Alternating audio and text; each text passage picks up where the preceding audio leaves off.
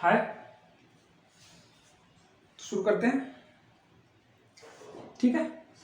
Fundamental rights पिछले बार जो class में है, पिछले क्लास में हम लोग फंडामेंटल राइट्स के बारे में पूरा जो है पढ़े थे।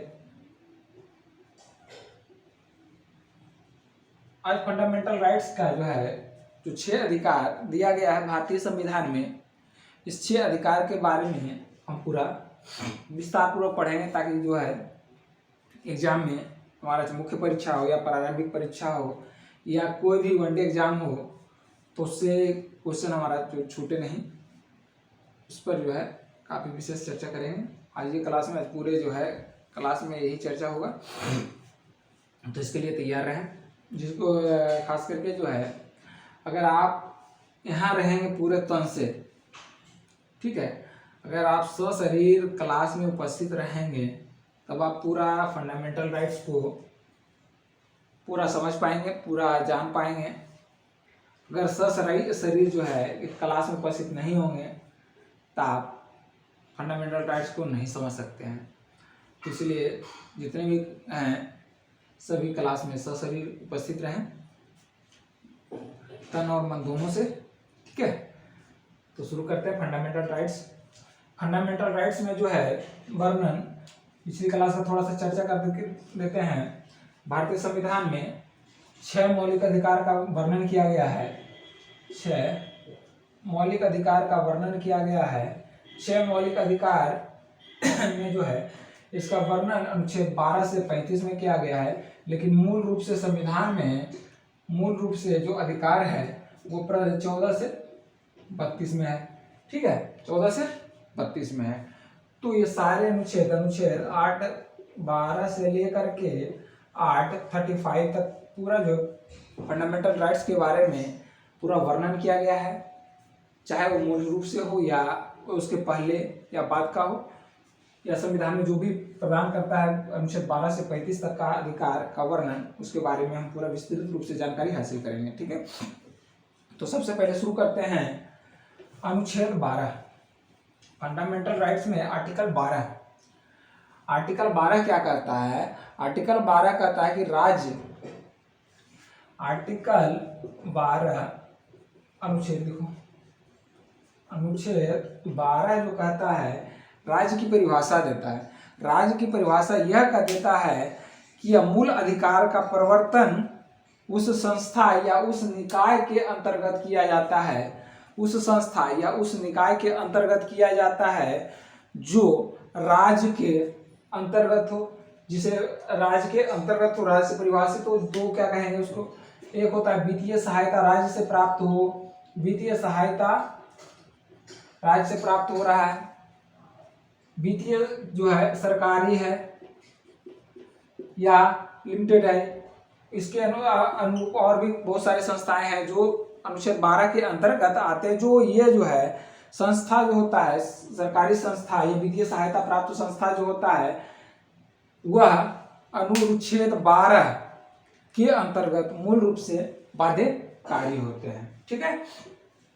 ये अनुच्छेद 12, तो अगर पूछा जाए वनडे एग्जाम के लिए कि अनुच्छेद 12 क्या कहता है, तो अनुच्छेद जो 12 राज्य को परिभाषित मूल अधिकार के संदर्भ में, मूल अधिकार के संदर्भ में राज्य की परिभाषा को परिभाषित करता है, ठीक है। अब आता है अनुच्छेद 13, आर्टिकल 13। अनुच्छेद 13 कहता है, यह स्पष्ट किया गया है अनुच्छेद 13 में कि राज्य कोई भी ऐसा कानून न बनाए, राज्य के द्वारा कोई भी ऐसा कानून न बनाया जाए या न बना सकता है जो मूल अधिकार को फंडामेंटल राइट्स को कम या जो है खत्म कर सकता है, कम या खत्म कर सकता है। यह कोई अधिकार नहीं बना सकता है, यह जो है स्पष्ट रूप से अनुच्छेद 13 में कह दिया गया है। लेकिन अगर जो है कोई राज्य इसके विपरीत जाकर के, अनुच्छेद 13 के विपरीत जाकर के कोई जो है ऐसा कानून बनाता है जो हमारे मौलिक जो संविधान मौलिक अधिकार को प्रदान करता है उसे कम करता है या कम करने की कोशिश करता है या खत्म करने की कोशिश करता है, तो न्यायपालिका हमारा जो है स्वतंत्र है और न्यायपालिका को यह जो है अनुच्छेद 13 प्रदान करता है। अनुच्छेद 13 का एक यह प्रदान करता है कि आप वह उस कानून को या एक्ट को वह असंवैधानिक न्यायपालिका द्वारा असंवैधानिक घोषित किया जाएगा। न्यायपालिका द्वारा असंवैधानिक घोषित किया जाएगा। अर्थात अगर कोई राज्य हमारे फंडामेंटल राइट्स को कम करना चाहता है संशोधन करके या जो है एक्ट बिल पास करके संसद में राज्य विधानमंडल में या संसद में बिल पास करके वो जो है हमारे मौलिक अधिकार को कम करता है, तो हमारा जो न्यायपालिका है सर्वोच्च न्यायालय है, तो सर्वोच्च न्यायालय को अनुच्छेद भारतीय संविधान यह अधिकार प्रदान करता है अनुच्छेद 13 के तहत कि वह उस कानून को खत्म कर सकता है या असंवैधानिक घोषित कर सकता है, जिसे कहा गया है न्यायिक पुनरीक्षण का अधिकार। न्यायिक पुनरीक्षण का अधिकार, ठीक है। यह जो है इस न्यायिक पुनरीक्षण के अंतर्गत उसे असंवैधानिक घोषित कर सकता है। यह जो अधिकार है संविधान में अनुच्छेद भारतीय संविधान में को ये जो न्यायपालिका को जो अधिकार देता है अनुच्छेद 13, 32 और 226 के अंतर्गत, ध्यान रखिएगा। अनुच्छेद 13 न्यायिक पुनरीक्षण का जो अधिकार है अनुच्छेद 13, 32 और 326 के अंतर्गत अनुच्छेद 226 के अंतर्गत यह अधिकार देता है कि कोई अगर राज्य कानून बना करके हमारे मौलिक अधिकार को कम करता है तो उसको न्यायपालिका असंवैधानिक घोषित कर सकता है, ठीक है। असंवैधानिक घोषित कर सकता है अनुच्छेद 13, 32 और 226। तो हम सभी जानते थे वनडे एग्जाम में जो अभी है जो बेस पढ़े होंगे, तो अनुच्छेद 32 में पुनरीक्षण का अधिकार, संवैधानिक उपचारों का अधिकार है। तो ये 13, 32 और 226 तीनों में आकर तीनों जो कहता है वो कहता है कि न्यायपालिका न्यायिक पुनरीक्षण के अधिकार में स्वतंत्र है। अब आता है शब्द न्यायिक पुनरीक्षण। न्यायिक पुनरीक्षण क्या है? न्यायिक पुनरीक्षण है यह लिया कहां से गया है? यह जो लिया गया है अमेरिका में। सबसे पहले न्यायिक पुनरीक्षण जो है अमेरिका से लिया गया है, अमेरिका में लागू किया गया था। बता दे, चलो ठीक है। न्यायिक पुनरीक्षण, अब देखो ये जो है न्यायिक पुनरीक्षण का जो है प्रक्रिया अमेरिका के संविधान से लिया गया है। सबसे पहले अमेरिका के मूल संविधान यह जो है, अगर बात करें कि न्यायिक पुनरीक्षण अमेरिका के संविधान से लिया गया है, तो न्यायिक पुनरीक्षण का जो है प्रक्रिया अमेरिका के मूल संविधान में नहीं है। यह प्रथम संशोधन, अमेरिका के प्रथम संविधान संशोधन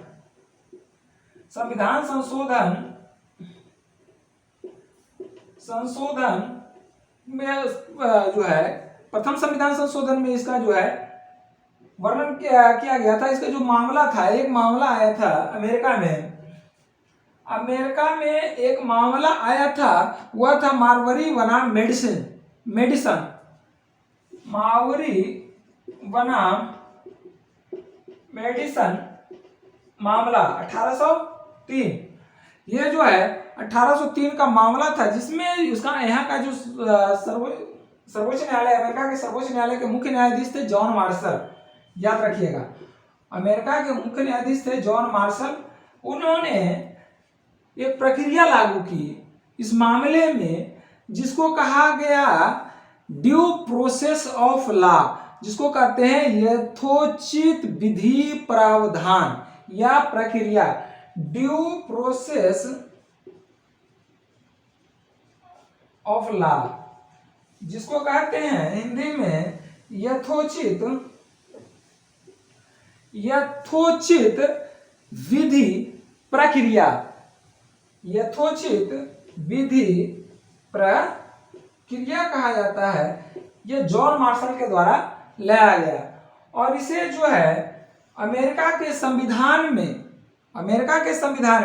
14वें संविधान संशोधन के बाद इसे अमेरिकी संविधान ने लागू किया। और वह जो शब्द का प्रयोग किया, न्यायिक पुनरीक्षण का शब्द का प्रयोग न करके वह जो शब्द का प्रयोग किया वह जो है यथोचित विधि प्रक्रिया या ड्यू प्रोसेस ऑफ लॉ के रूप में परिभाषित किया, जिसका अर्थ होता है न्यायिक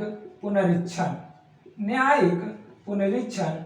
अगर अब बात किया जाए भारतीय संविधान का, तो भारतीय संविधान में जो है 8, 13, 32 और 226 में ये जो है न्यायिक पुनरीक्षण का जो है वर्णन किया गया, या न्यायिक पुनरीक्षण जो है इसके तहत किया जाता है। अब जो मामला है 1950 से 1980 तक का, 1950 से 1980 तक का मामला है, इसमें यह मामला फंसा हुआ था कि न्यायिक पुनरीक्षण का जो अधिकार है यह संविधान में मूल रूप से है या जो है इसको अन्य संशोधन के द्वारा निहित किया गया है। तो 1980 में एक मामला आया था मिनर्वा मिल। 1980 में एक मामला आया था 1980 में मिनर्वा मिल बनाम भारत सरकार। इस बाद में जो है इस मामले में कहा गया, सर्वोच्च न्यायालय ने फैसला दिया।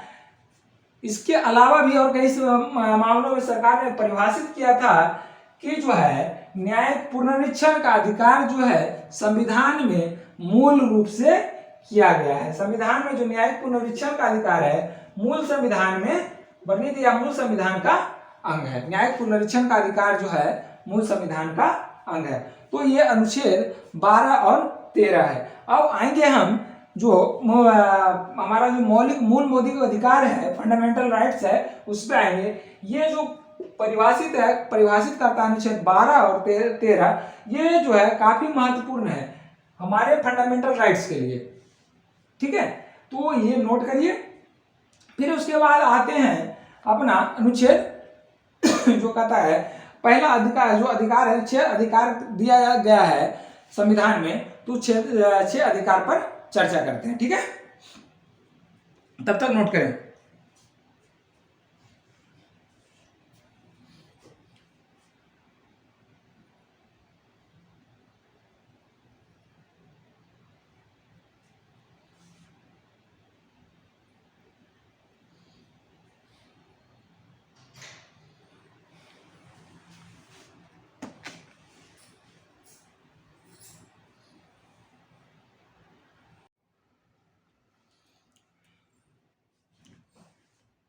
ठीक है, तो जो है फंडामेंटल राइट्स में 6 अधिकार दिए गए हैं। 6 अधिकार में पहला अधिकार जो है अभी बताए थे, प्रथम अधिकार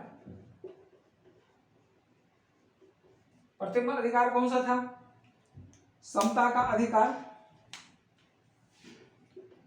प्रथम अधिकार समता का अधिकार। ठीक है, प्रथम अधिकार जो है समता का अधिकार है। समता का अधिकार जिसका वर्णन अनुच्छेद 14 से 18 में किया गया है। किसमें किया गया है? अनुच्छेद 14 से 18 में किया गया। एक मिनट इनको भर लो।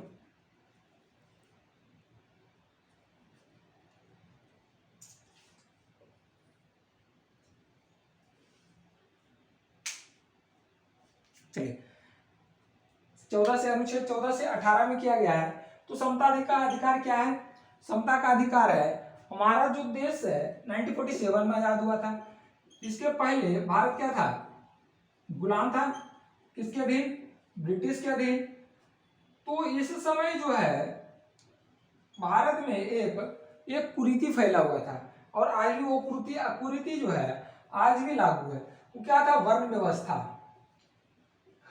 व्यवस्था आज जो है काफी हद तक उसको खत्म करने की कोशिश किया गया है, लेकिन उस समय 1947 से पहले जो है वर्ण व्यवस्था लागू किया गया था। तो समाज में समता को या समानता को प्राप्त करने के लिए जो है एक अधिकार लाया गया जिसे कहा गया समता का अधिकार, जिसका वर्णन जो है अनुच्छेद 14 से 18 में जो वर्ण व्यवस्था में क्या था, ब्राह्मण वैश्य क्षत्रिय और शूद्र व्यवस्था में, जो हम इतिहास में पढ़े होंगे भारतीय इतिहास में, तो वर्ण व्यवस्था था। तो सबसे खराब स्थिति किसका था, शूद्र का था। तो शूद्र में इसमें कौन सा आ रहा था, भारतीय आजादी के समय में, जिसका वर्णन किया गया एससी तथा एसटी और ओबीसी के रूप में। इसका वर्णन किया गया एससी एसटी तथा ओबीसी के रूप में। इसका जो स्थिति था काफी दयनीय था। तो यहाँ तक कि इसका जो समाज में स्थिति बहुत बहुत ही ज्यादा बेकार था। इसमें जो कहता है ना कि कुएं पर पानी पीना या मंदिर में जाना, ये सारे पर प्रतिषेध था, खास करके एससी और एसटी को। तो ये सारे चीज को खत्म करने के लिए जो है हमारा अधिकार लाया गया समता का अधिकार। यहाँ तक कि लोग छुआछूत का भावना पैदा होता था, एससी एसटी से छुआछूत की भी जो है काफी भावना पैदा हो गया था। लोग एससी एसटी से उसके परछाई से भी छुआछूत मानते थे। तो इस चीज को खत्म करने के लिए समाज में जो समानता प्राप्त करने के लिए, यानी मतलब एक दृष्टि से देखने के लिए जो है एक समता का अधिकार लाया, जिसका वर्णन अनुच्छेद 14 से 18 भारतीय संविधान करता है। तो अगर बात करें तो सभी 14 से 18, तो एक एक आर्ट के बारे में बात करें तो अनुच्छेद 14 में क्या कहता है, तो अनुच्छेद 14 में कहता है कि हमारा जो संविधान लागू है, तो संविधान में जो विधि के द्वारा स्थापित प्रक्रिया है, विधि के द्वारा स्थापित प्रक्रिया है, तो उसमें कहता है कि विधि के समक्ष समता का अधिकार, समता का अधिकार तथा विधि का समान संरक्षण का अधिकार, समान संरक्षण का अधिकार, ये कहता है अनुच्छेद 14। अनुच्छेद 15 क्या कहता है, अनुच्छेद 15 कहता है कि मूल जाति धर्म लिंग के आधार पर विभेद का प्रतिषेध, ठीक है, विभेद का प्रतिषेध। अनुच्छेद 16 क्या कहता है, अनुच्छेद 16 कहता है लोक नियोजन में समानता का अधिकार, लोक नियोजन में समानता का अधिकार।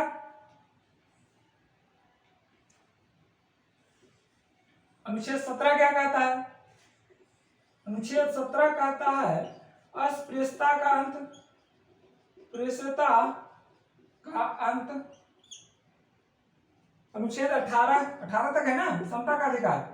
अनुच्छेद 18 क्या कहता है, उपाधियों का अंत, उपाधियों का अंत, ठीक है। ये सारे अनुच्छेद को हम एक एक करके चर्चा करेंगे, ताकि जो है कोई भी ऐसा पॉइंट ना हो, कोई भी ऐसा टॉपिक ना हो कि छूट जाए। तो इस सारे टॉपिक पर बारे जो है अनुच्छेद 14, अनुच्छेद 15, अनुच्छेद 16, अनुच्छेद 17, 18, 19 भी सारे अनुच्छेदों पर जो है खास करके फंडामेंटल राइट्स के जो आर्टिकल हैं उस पर चर्चा करेंगे। एक भी पॉइंट अगर छूट गया तो एग्जाम के लिए काफी घातक हो सकता है, या जो है एग्जाम में आपका जो है निगेटिव पॉइंट हो सकता है, निगेटिव भी हो सकता है। तो कोई भी फंडामेंटल राइट्स का कोई भी पॉइंट नहीं छूटना चाहिए, इसलिए हम सारे अनुच्छेद पर एक एक पॉइंट पर चर्चा करेंगे। तो फिलहाल जो है इस पे नोट करिए।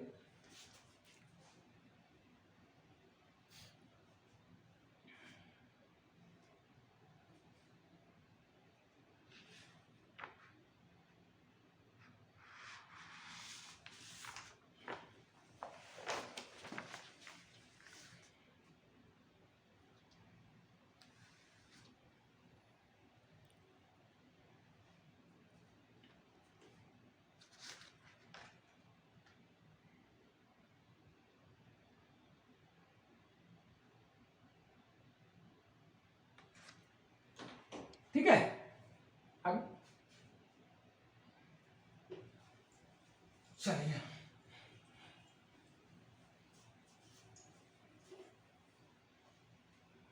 नोट करते हैं फिर आगे। चलिए अब कहता है अनुच्छेद 14 समता का अधिकार। अनुच्छेद समता का अधिकार अनुच्छेद 14 कहता है, अनुच्छेद 14 में यह स्पष्ट किया गया है कि भारत के किसी भी व्यक्ति को, भारत के किसी भी व्यक्ति को किसी भी राज्य क्षेत्र में, किसी भी व्यक्ति को किसी भी राज्य क्षेत्र में, ध्यान रखिएगा, किसी भी व्यक्ति को किसी भी राज्य क्षेत्र में विधि के समक्ष, विधि के समक्ष समता, जिसको कहते हैं इक्वलिटी बिफोर लॉ, तथा विधि के समान संरक्षण का अधिकार, विधि का समान संरक्षण का अधिकार। ठीक है, विधि का समान संरक्षण का अधिकार, इक्वलिटी,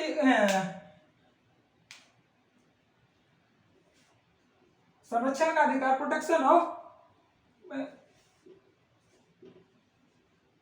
प्रोटेक्शन ऑफ लॉ। ठीक है, विधि के समान संरक्षण का अधिकार जो है किसी भी राज्य क्षेत्र से इसका वंचित नहीं किया जा सकता है, वंचित नहीं किया जा सकता है, विधि के समक्ष समता से या विधि के समान, विधि का समान संरक्षण से, इक्वलिटी यानी जो है equality of protection of law, समता का अधिकार, और जो है संरक्षण का अधिकार, विधि के समान जो है संरक्षण का अधिकार, ये दोनों से अलग नहीं किया जा सकता है, इससे वंचित नहीं किया जा सकता है। तो ये यहाँ जो है दो शब्द है वन डे एग्जाम के लिए खास करके, विधि के समक्ष समता का अधिकार और एक है विधि का समान संरक्षण का अधिकार, विधि का समान संरक्षण का अधिकार। ये दो पॉइंट है वनडे एग्जाम के लिए काफी महत्वपूर्ण है। ये जो है विधि का समान समक्ष समता का अधिकार, ये पॉइंट जो है ब्रिटेन के संविधान से लिया गया है, ब्रिटेन के संविधान से। ठीक है, अब ब्रिटेन के संविधान से विधि के समक्ष समता का अधिकार क्यों लिया गया? क्योंकि वहां का जो है संविधान लिखित नहीं है, वहां का संविधान लिखित नहीं, वहां का भाग जो है विधि के समक्ष समता का अधिकार मूल रूप से जो वर्णन करता है, वहां का संविधान लिखित नहीं होने के कारण किसी को जो है समता प्रदान करता है या नहीं करता है। तो यहाँ जो भारतीय संविधान विधि के समक्ष समता का अधिकार जो लिया है वो ब्रिटेन के संविधान से लिया गया है, और एक और लिया है विधि का समान संरक्षण का अधिकार जो लिया है ये अमेरिकी संविधान से है। तो अनुच्छेद जो 14 में वर्णित है, जो वर्णन है दो अधिकार, एक विधि के समक्ष समता का अधिकार, एक विधि का समान संरक्षण का अधिकार। ठीक है, ये दोनों जो है दो देशों से लिया गया है और हमारे जो अनुच्छेद 14 में वर्णन किया गया है। ठीक है, अब एक एक चीज पे आते हैं। कहता है विधि के समक्ष समता का अधिकार, ये क्या कहता है? इसका अगर परिभाषित करें तो इसको कैसे परिभाषित करेंगे? विधि के समक्ष समता का अधिकार, ये जो है मध्य प्रदेश लोकसेवा आयोग में पूछा जा चुका है क्वेश्चन, परिभाषित करें। ये जो है वनडे एग्जाम में इसका जो बनाया गया क्वेश्चन है, मेरे पास पढ़ा हुआ है, उसको मैं बताऊंगा। और ये जो विधि के समक्ष अनुच्छेद 14 में जो कुछ जो है कहा गया है कि इसको परिभाषित करें अनुच्छेद 14 को, तो अनुच्छेद 14 अगर कहता है कि विधि के समक्ष समता का अधिकार में, तो इसको क्या कहता है? तो अगर ये बात किया जाए तो ये निगेटिव व्यू से है, निगेटिव व्यू प्रदान करता है। कहो कैसे? अब कहता है निगेटिव व्यू में कहता है किसी भी व्यक्ति को, निगेटिव व्यू से कैसे है ये बताइए? निगेटिव व्यू से ये है, कहता है किसी भी व्यक्ति को विधि के समक्ष किसी भी, विधि के समक्ष किसी भी प्रकार के, विधि के समक्ष किसी भी व्यक्ति को, किसी भी व्यक्ति को, यहां एक चीज ध्यान रखिएगा, अनुच्छेद 14 में जो वर्णित है किसी भी व्यक्ति, काफी महत्वपूर्ण है, किसी भी व्यक्ति में भारतीय नागरिक भी आता है। भारतीय नागरिक और विदेशी नागरिक जो घूमने के लिए पर्यटक है, विदेशी नागरिक, ये दोनों शामिल है।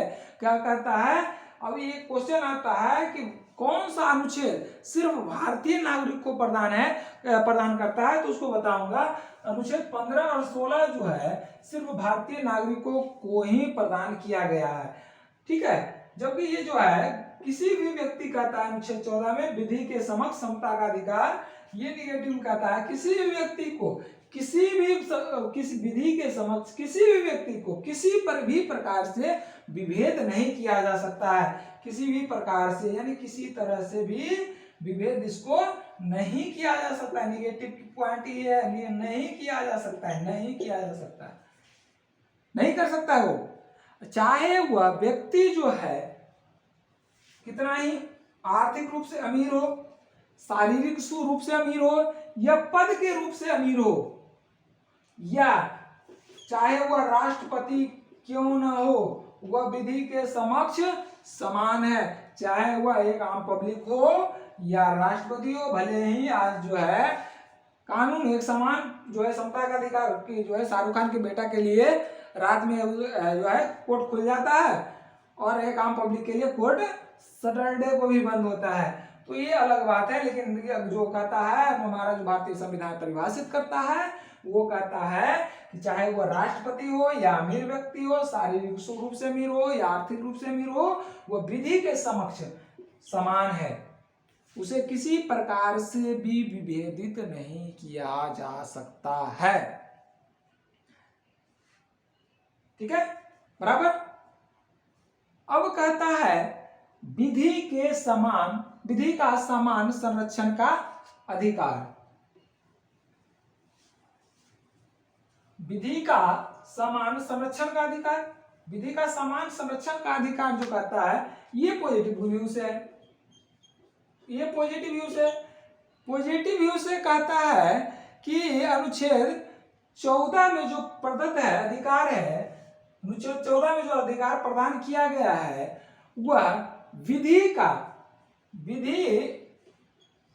के सामने समक्ष समानता का अधिकार, यानी विधि का समान संरक्षण का अधिकार, विधि का समान संरक्षण का अधिकार, यानी जो किसी व्यक्ति हो, चाहे भारतीय नागरिक हो या भारतीय नागरिक ना हो, दोनों को जो हमारा लॉ कहता है, फिर अनुच्छेद 14 कहता है कि दोनों को जो है समान संरक्षण प्रदान करेगा, ठीक है। ये हमारा जो है अनुच्छेद 14 है।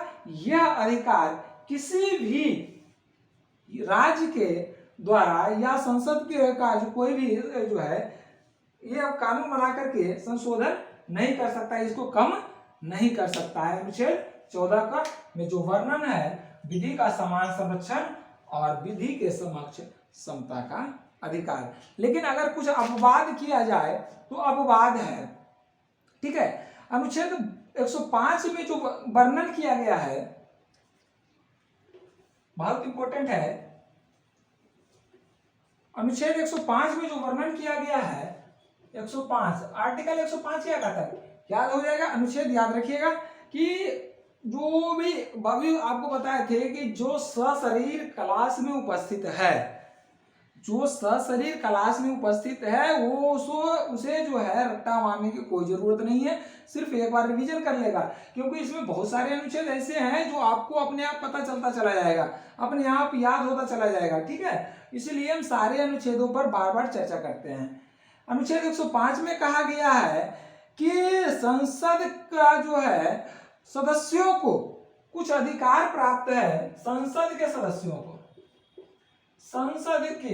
सदस्यों को कुछ अधिकार प्राप्त है जो न्यायपालिका से स्वतंत्र है, अपने कार्यों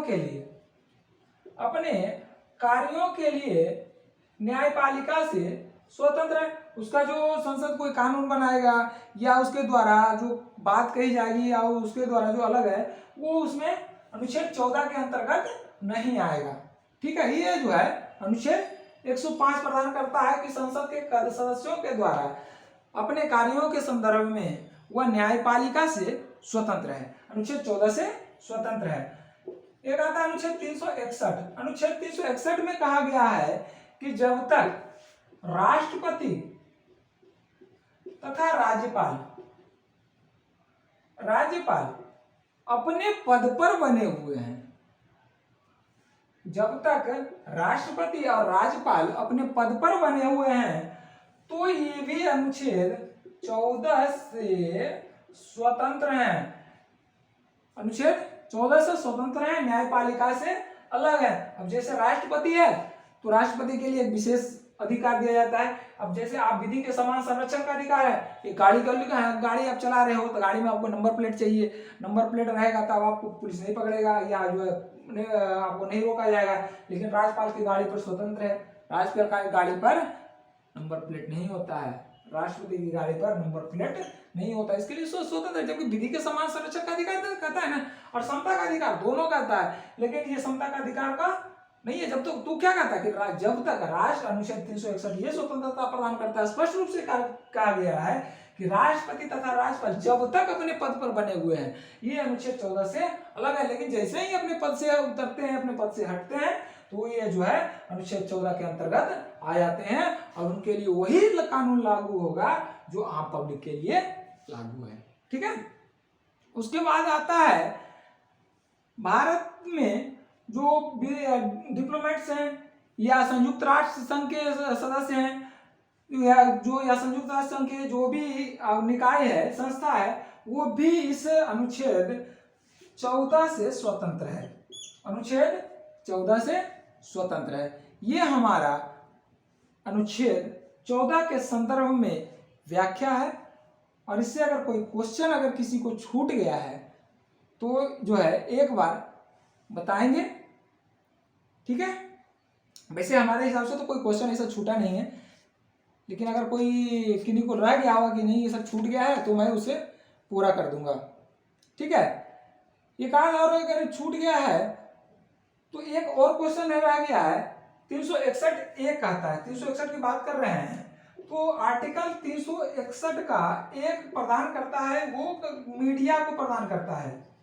मीडिया को प्रदान करता है तो मीडिया संसद के किसी सदन को, संसद के किसी सदन की कार्रवाई जो सत्य रूप से है प्रसारित करता है तो उसे दंडित नहीं किया जाएगा,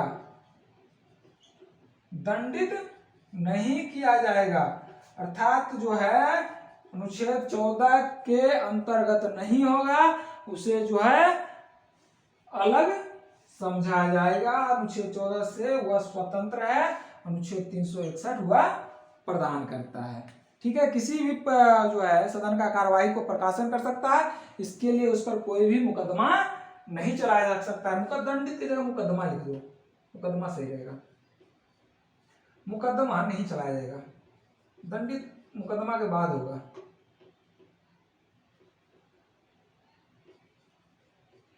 मुकदमा नहीं चलाया जाएगा। ठीक है। ये नोट करिए, काफी महत्वपूर्ण है। ठीक है। अब आते हैं अनुच्छेद 15 पर। पहले पानी पुनी पी लीजिए, मैं भी पी लूं।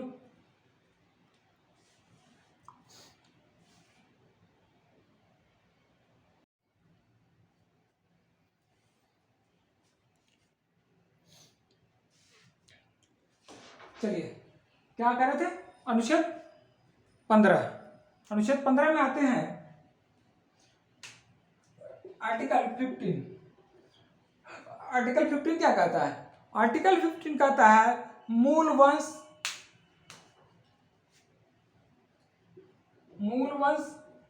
जाति, धर्म या जन्म स्थान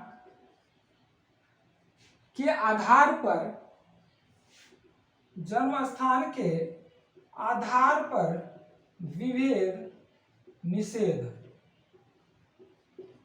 विच्छेद या प्रतिषेध निषेध, ठीक है।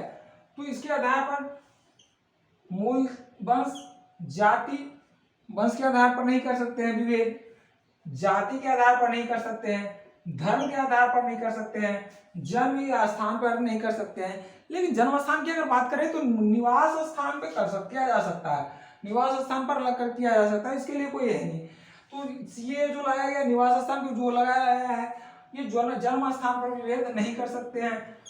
3-4 चीजें इस पर विभेद नहीं किया जा सकता है, या अगर किया गया तो ये कानून अपराध होगा, और ये जो है अनुच्छेद हमें 15 प्रदान करता है, ठीक है। अगर बात किया जाए इसको पूरा व्याख्या अगर करें तो अनुच्छेद 15 को जो है 5 खंडों में विभाजित किया गया है, 5 खंडों में विभाजित किया गया है। तो 5 खंडों में अनुच्छेद 15 का एक कहता है कि मूल वंश जो है जाति, जन्मस्थल आदि के आधार पर किसी भी मूल वंश जाति या धर्म के आधार पर विभेद नहीं किया जा सकता है। और यह जो है प्रतिषेध उसी व्यक्ति पर, सिर्फ सरकारी व्यक्ति पर जो राज्य के अंतर्गत है उस पर लागू किया जा सकता है, यह प्राइवेट व्यक्तियों पर लागू नहीं होता है। प्राइवेट व्यक्ति मतलब यहाँ जो है विदेशी व्यक्ति का तात्पर्य है, ठीक है, प्राइवेट व्यक्तियों पर लागू नहीं होता है, ठीक है। तो एक क्वेश्चन पूछा जाता है कि कौन सा अनुच्छेद सिर्फ भारतीय नागरिकों को प्राप्त है, या कौन सा अनुच्छेद के जो है भारतीय मूल अधिकार का कौन सा अनुच्छेद सिर्फ भारतीय नागरिकों को प्रदान किया जाता है। तो अनुच्छेद 15 और 16, आर्टिकल 15 और 16 में जो वर्णित मौलिक अधिकार है वो सिर्फ भारतीय नागरिकों को ही प्रदान किया जाता है, ठीक है। अब आता है अनुच्छेद 15 का 2, 5 खंडों में बताए थे, 5 खंडों में विभाजित किया गया है। तो अनुच्छेद 15 का 2 क्या कहता है, इसमें कहता है जाति व्यवस्था के कारण उत्पन्न कुरीतियों को, अनुच्छेद याद रखिएगा, जाति व्यवस्था के कारण उत्पन्न कुरीतियों को दूर करने के लिए जो है, या कुरीतियों को समाप्त करने के लिए अनुच्छेद 15 का 2 का वर्णन किया गया है। तो इसमें अगर कहा जाए कि जाति व्यवस्था के आधार पर कौन सी कुरीति उत्पन्न हुआ है, तो हम जानते हैं कि हमारा जो आजादी से पहले था, सार्वजनिक स्थानों में कुछ जातियों को, SC ST तथा OBC के कुछ जातियों को जो है तालाब पे, कुआं पे या सार्वजनिक स्थानों पे नहीं जाने दिया जाता। सार्वजनिक स्थानों क्या हो सकता है, मंदिर, सार्वजनिक स्थानों पे नहीं जाने दिया जाता था। तो अनुच्छेद 15 का 2 ये कहता है कि इसके आधार पर जो है विभेद नहीं किया जा सकता। किसी को कहीं से कोई तालाब है सरकारी, उस पर पानी भर सकता है, कुआं है जो सार्वजनिक है, पूरा सरकारी है, या कोई सरकारी संस्था के द्वारा बनाया गया है या सार्वजनिक है, तो संस्था पर पानी लेने से, पानी भरने से, नहाने से कोई उसे अलग नहीं कर सकता है। ये जाति के आधार पर, जाति व्यवस्था के कारण जो उत्पन्न हुआ था कुरीति, उसको खत्म करने के अनुच्छेद 15(2) किया गया है। लेकिन इसका अपवाद अगर बात करें, अपवाद नहीं इसको कहेंगे, अगर एक्सेप्शन केस में, तो अगर तालाब, ये कुआं या तालाब जो है अगर निजी है, तो इस पे जो है क्या करेंगे, इस पे विभेद किया जा सकता है, इसको नहीं भरने दे सकता है, तो निजी चीजों पर लागू नहीं किया जा सकता है। अनुच्छेद 15 का 2 सिर्फ जो है सार्वजनिक स्थानों पर किया जा सकता है, ठीक है। मंदिर भी अगर निजी हो, तो मंदिर वैसे निजी होता नहीं है, लेकिन अगर निजी हो तो उस पर नहीं जा सकते, ठीक है। तो सार्वजनिक स्थानों पर 15 का 2 अनुच्छेद प्रदान करता है। उसके बाद आता है, नोट करेंगे, चलिए हट गया।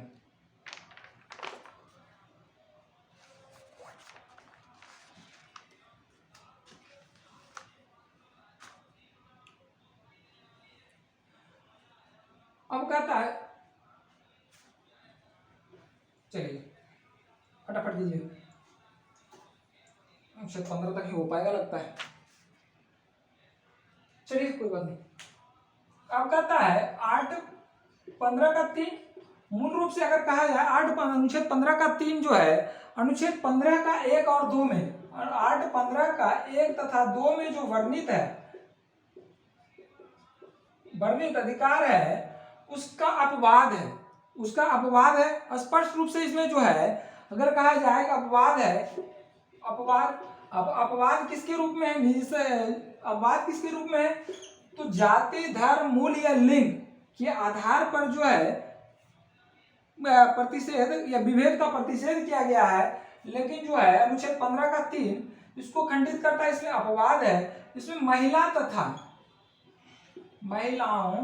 तथा बच्चों के संदर्भ में किया गया है, तथा बच्चों के संदर्भ में किया गया। अब कहो कि बच्चों के संदर्भ में क्यों किया गया, महिलाओं के संदर्भ में, क्योंकि यह जो है महिलाओं और बच्चों का जो शारीरिक बनावट होता है, शारीरिक बनावट होता है, अलग होता है। तो इसके लिए अगर इसको कहा जाए कि इसको अलग तरह से किया गया है, लिंग के आधार पर विभेद किया गया है, तो नहीं किया गया। इसका जो कार्यात्मक रूप से विभेद किया गया है, आरक्षण रूप से नहीं। तो अनुच्छेद 15 में महिलाओं को और बच्चों के संदर्भ में जो विभेद किया गया है, तो राज्य के द्वारा राज्य को यह स्पष्ट अधिकार है, यह जो पूर्ण अधिकार है कि राज्य में महिलाओं के लिए अलग स्वतंत्र शिक्षा संस्थान, अलग शिक्षण संस्थान की व्यवस्था करे, शिक्षण संस्थान की व्यवस्था करे, कर सकता है। याद देखते हैं, गर्ल्स कॉलेज है, गर्ल्स स्कूल है, इसमें क्या है, महिलाओं के लिए अलग शिक्षण संस्थान की व्यवस्था किया गया, गर्ल्स के लिए, ठीक है, बच्चों के लिए भी अलग किया गया है। दूसरा कहता है अनुच्छेद 42 में वर्णित है, अनुच्छेद 42 में क्वेश्चन आ चुका है एक बार, कहता है कि महिलाओं के प्रसूति के संदर्भ में अवकाश का अधिकार, शरीर अभी बताए थे शारीरिक बनावट अलग है, तो इसको जो अनुच्छेद 42 प्रदान करता है कि प्रसूति के संदर्भ में उसका जो अवकाश है। उसके बाद कहता है कि उच्चतम न्यायालय ने एक जो है निर्णय लिया था, उस निर्णय में कहा था कि सरकारी नौकरी के मामले में तो कहता है कि क्या है, समानता है। सरकारी नौकरी के मामले में क्या कहता है उसका न्यायालय, समानता है, लेकिन इसकी शारीरिक बनावट के कारण, महिलाओं के शारीरिक बनावट के कारण इसको आरक्षित किया जाएगा, इसको जो है वरीयता दी जाएगी। जिसका देख रहे हैं कि जितना भी रिजल्ट होता है, अगर मान लिया जाए एक कैंडिडेट है वोमेन, ये मैन है, तो इसका रिजल्ट अगर 60 पे, वोमेन का रिजल्ट 40 पे होता है, इसका जो वरीयता दिया जाता है, क्यों, इसका शारीरिक बनावट के आधार पर इसकी वरीयता दिया गया है। यह जो है उच्चतम न्यायालय एक जो है बात था, मामला था, उसमें स्पष्ट रूप से वर्णित किया है, ठीक है। अब आता है 1990 इसी के तहत जो है अनुच्छेद 15 के 4 के तहत, 15 के 3 के तहत ही जो है 1990 में राष्ट्रीय महिला आयोग का गठन किया गया था।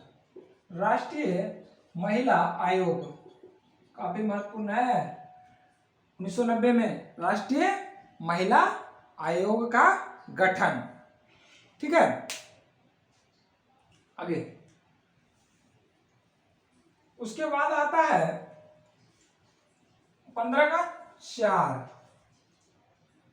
अनुच्छेद 15 का 4 क्या कहता है, 8 15 का 4, यह जो है मूल रूप से संविधान में वर्णित नहीं है, लेकिन प्रथम संविधान संशोधन के बाद